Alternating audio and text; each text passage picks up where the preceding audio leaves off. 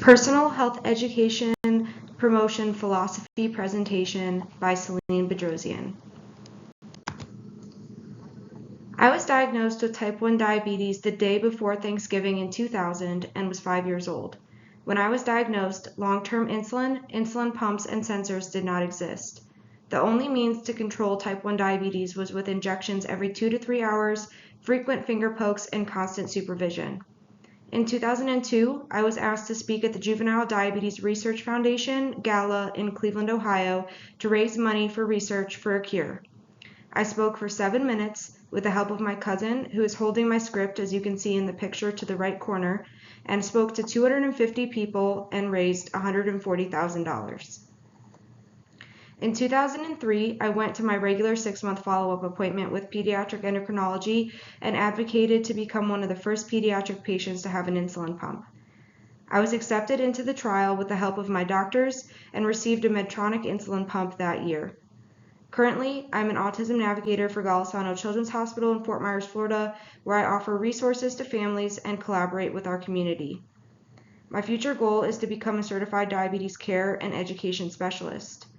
Throughout my now 25 years with type 1 diabetes, I've been very lucky to have excellent providers and role models in taking care of myself. In my darkest moments around diabetes, I have had educators there to offer me support and advice, and I hope to do the same with my patients. My philosophy as a future certified diabetes care and education specialist is grounded in the belief that people living with diabetes are the experts in their own lives. My role is to provide evidence-based education, compassionate guidance, and practical tools that empower individuals to make informed choices that align with their unique values, cultures, and goals. I strive to create a supportive environment where clients feel respected, capable, and confident in their ability to manage diabetes successfully. The 3 supports to my personal philosophy are: 1. Empowerment strengthens self-management and long-term outcomes. 2. Respectful, person-centered education builds trust and engagement. And 3. Evidence-based guidance enhances individual decision-making. My first support is that I will empower individuals to take an active role in their health. This means that I will empower clients by teaching practical problem-solving strategies they can use in daily life. This includes helping them plan for challenges like dining out, sick days, or unexpected glucose changes. When individuals learn how to adapt confidently, they become more resilient and self-directed. Ma et al. Describes patient empowerment as helping the patient discover and develop the inherent capacity to be responsible for one's own life. According to Fennell and Weiss, an effective empowerment-based strategy is the LIFE approach. The LIFE approach is an acronym that stands for L, learn about diabetes and how it affects the patient personally. I, identify 3 guiding principles, role, flexibility, and targets. F, formulate a personal self-management plan. And E, experiment with and evaluate the plan. No matter the type of diabetes, self-management is vital in effective blood sugar control. According to Lang et al., healthcare professionals require appropriate specialized training in the principles and practice of teaching and education to implement successful behavioral approaches to education designed to empower young people and carers in promoting self-management. Pursuing this degree will allow me the education to provide this empowerment to my patients. My second support is that I will remain respectful and provide person-centered education to build trust and engagement. This means that I will provide person-centered education by adapting my teaching to each client's learning style, cultural background, and daily routine. Making information relevant and accessible shows that I respect their individual circumstances. When clients see that education is tailored to them, engagement and motivation increase. One tool that I can use is the Guided Self-Determination Young GSDY model when working with pediatric patients and their families.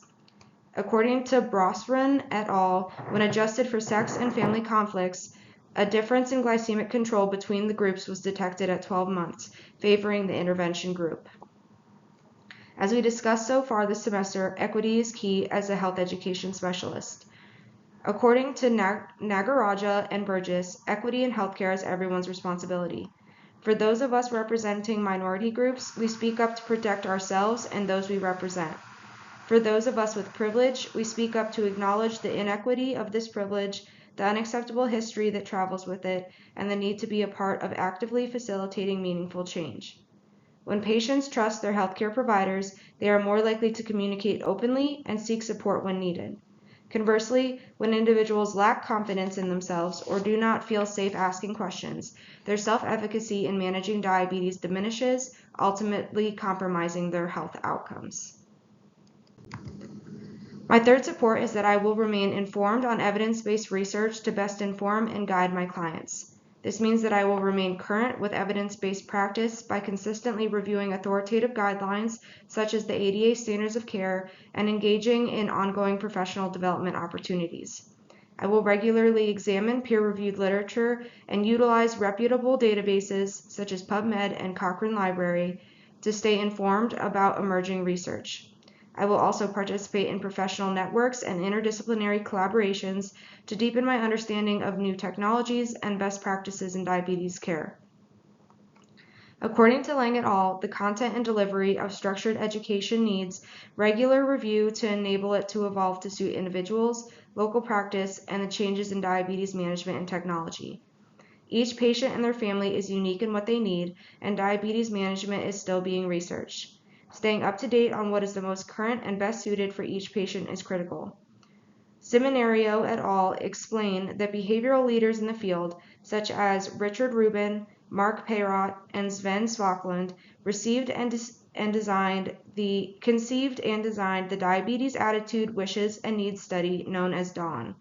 The DAWN study was launched to explore the attitudes, wishes, and needs of patients with type 1 and type 2 diabetes, physicians, and nurses in 11 countries. Two of the main findings from the study were that better patient-provider collaboration was associated with more favorable ratings on all outcomes, and better access to providers and team care availability were associated with positive outcomes. I will do my best to ensure patient-provider collaboration and find ways to offer easier access to providers and the patient's team. Finding a cure for diabetes is the fundamental goal for all of those who are directly affected by it. Research continues to look into new and better ways of suppressing or combating the disease long term. I will remain up to date on research articles to provide the best and most accurate information to my clients, their families, and the providers I will work with. As a future certified diabetes care and education specialist, I am committed to empowering individuals to develop strong self-management skills that support sustainable long-term health outcomes. By providing respectful, person-centered education, I will strive to build trusting relationships that honor each client's unique experiences, values, and goals. In addition, I will integrate the most current evidence-based research into my practice to guide clients in making informed decisions that enhance their confidence and overall well-being. Through this combination of empowerment, respect, and rigorous evidence-based guidance, I will work to deliver high-quality diabetes education that truly supports individuals in achieving lasting health behaviors and outcomes. Thank you.